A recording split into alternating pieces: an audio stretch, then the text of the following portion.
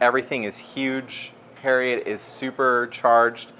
But the first time we approached this tank, you know, in this setting, it was like only the second day that I was using the tank. Actually, it was after the first mix in it.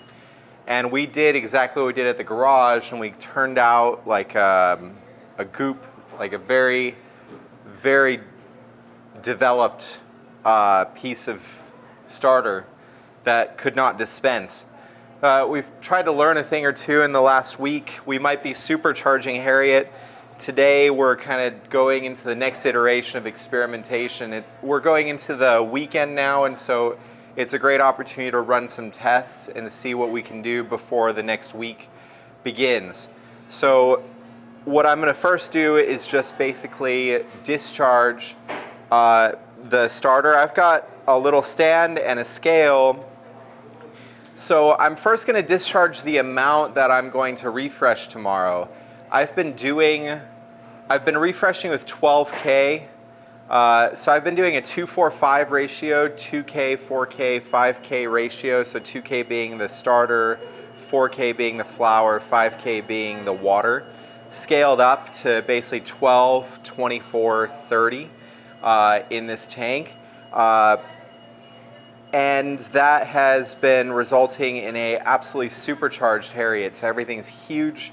Trying to see over the weekend whether I can rein it in just a little bit.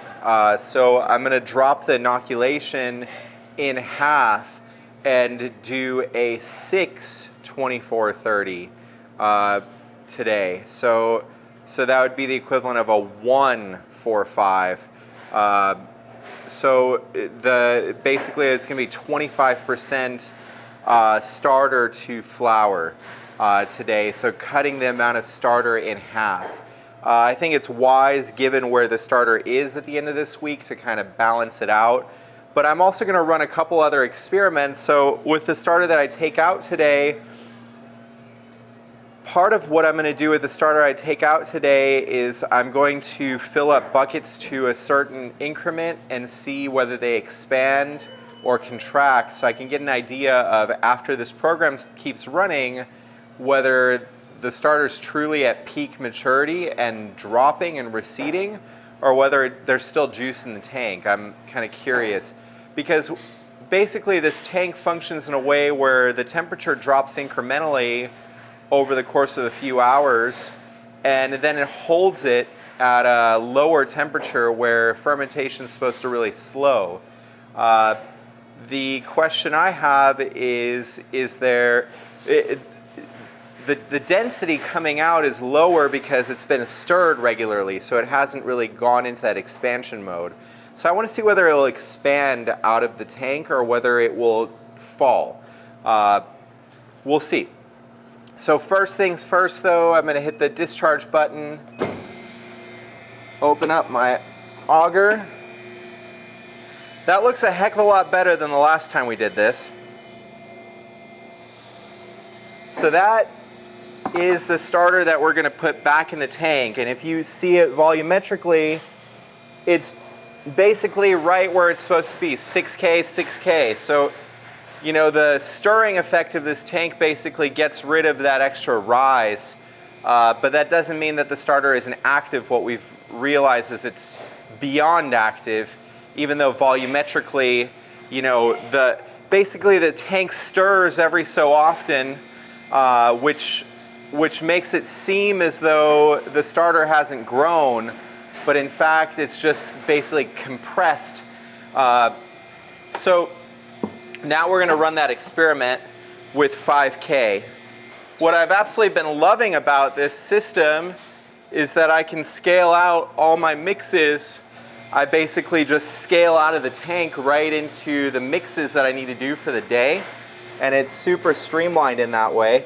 I have to show you how that works a different time, because today that's not really what we're doing. Today we're being perhaps a little bit wasteful, but not really. I mean, I'm trying to get this dialed. This is a brand new system, and I've got to learn as I go.